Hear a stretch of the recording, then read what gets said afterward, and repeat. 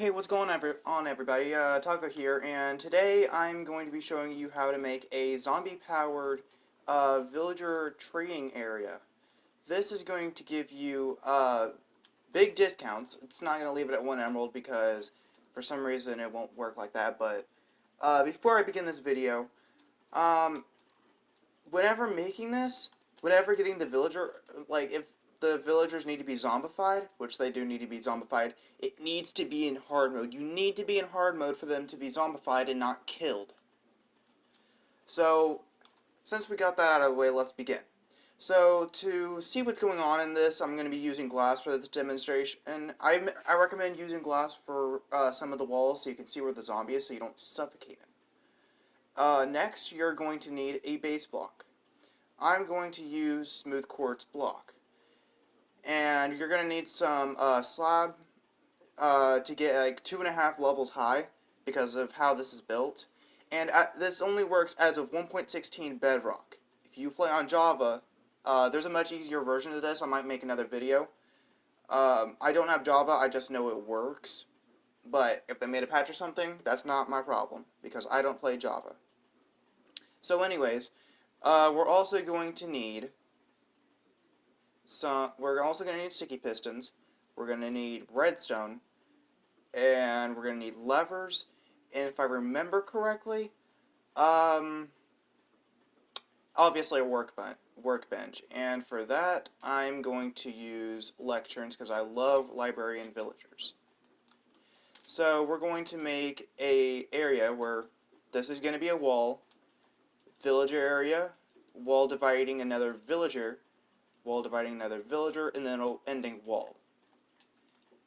Now I'm going to be using 3 villagers for this demonstration. The area where the zombie is going to go needs to be 2 blocks wide and cannot be able to escape.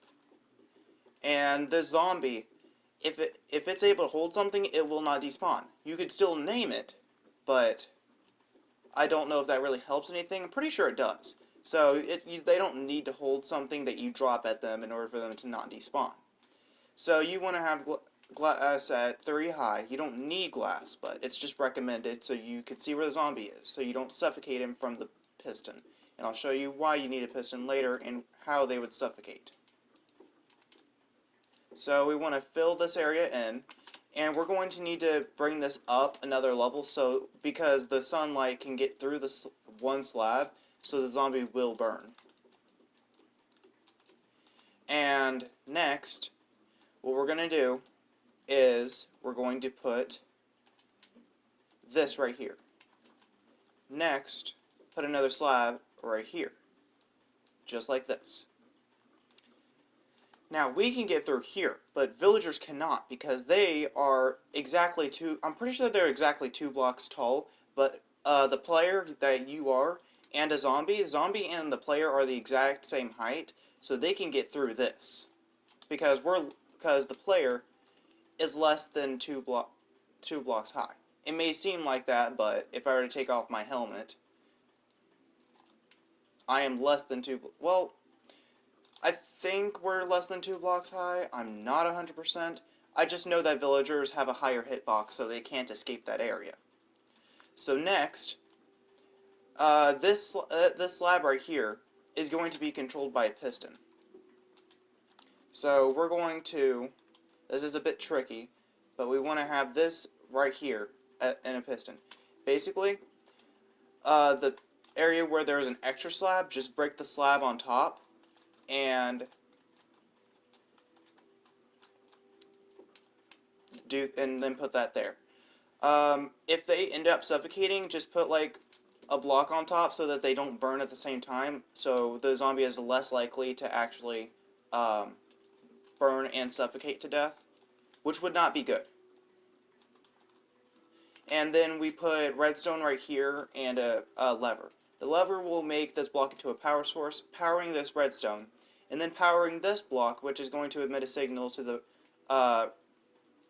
piston. And here's how it works. Just like that. So, there was something else I was going to say, but I cannot remember. So we're going to copy this all the way through. And that's what I was gonna say. I recommend watching this video before you go and make this because I don't have a specific material amount. So if you overdose on something or don't get enough of something, this is your warning.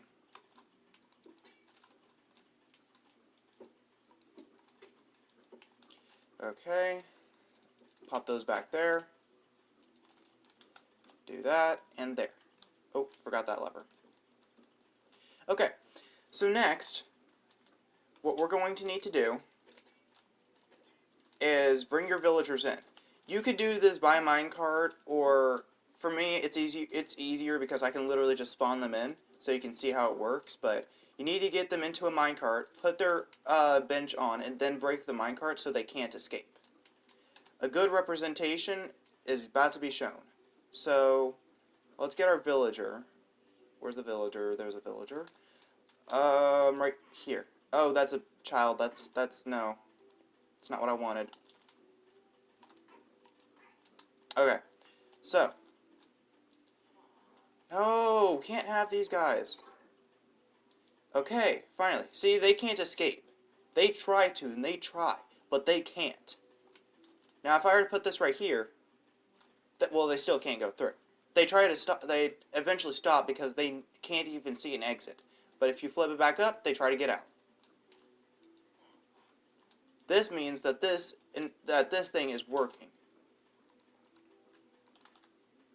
Now, let's put our blocks right back here, and somehow, I don't know how you do it. There's very many ways, but you want to get your zombie and put him in here. Oh, let me flip these levers so that you don't really need for me, I don't really need the lecterns because they won't connect to those jobs. They spawn with jobs. You want to do this. And the zombie will already try to get to them, but he won't be able to. So I'm going to go ahead and get my golden apple and weakness potion.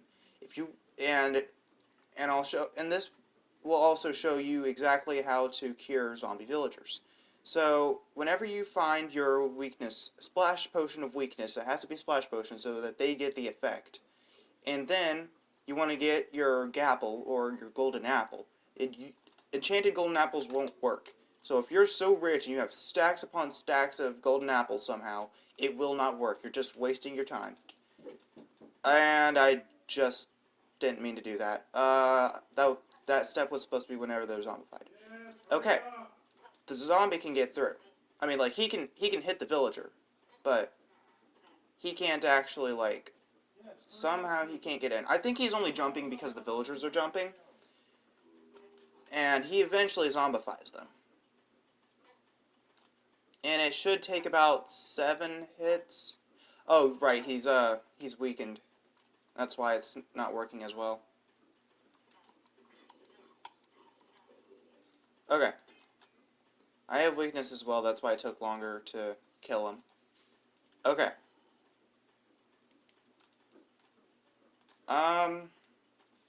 So if I remember correctly... Wait.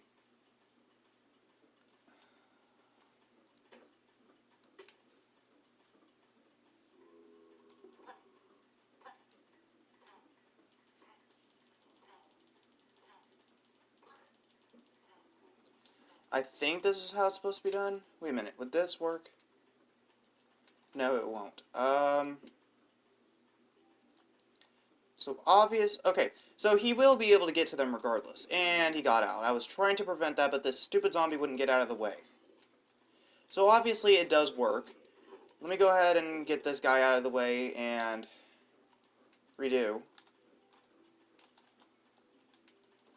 Because it does work, it does work. It just takes a little time for them to actually get zombified, but it does work. Maybe you'll have to lead the zombie somehow to other villagers, but it's only fully automatic if it's in a singular rope. But if it like curves at 90 degrees or something, that's a different story. I don't get why he's jumping, but Let's see what happens now. Ah, right. He just figured it out. Okay. Yeah, they eventually figure it out. It takes a couple seconds, but don't be discouraged. There you go. Pull these down, so now we can pop that at them. And now we wait. Okay, so obviously it worked. They did not connect to the table. Some other villagers, probably at that villager breeder, got these jobs, but that's okay. It doesn't really matter. And the reason now, and look at that, it went from 4 rabbit to 1 rabbit for an emerald. And this discounted too. For the leather worker, 1 leather for an emerald, and 1 emerald for a dyed leather tunic.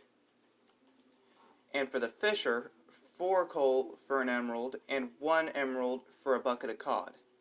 And this got discounted as well, which is really, really helpful. I should probably get more fishers into my world because I have a guardian farm that produces a lot of fish. Anywho, that's the end. That's this video. But the update, I don't know if I said it earlier, but carpets work better than trapdoors. Basically, these guys still can't escape.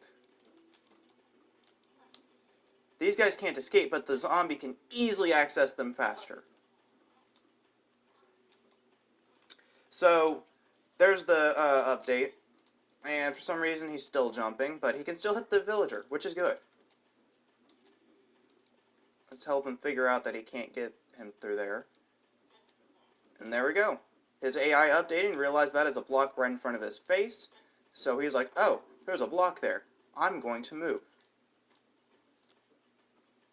And then you just wait for him to move because he'll suffocate otherwise. Okay, so that's the end of this video. If this really helps you out, consider hitting that like button and subscribe if you haven't already. It really helps me out to give y'all great, useful Minecraft content like this.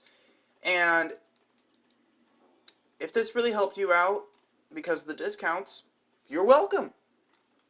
I mean, I love doing these things. So, without further ado, bye!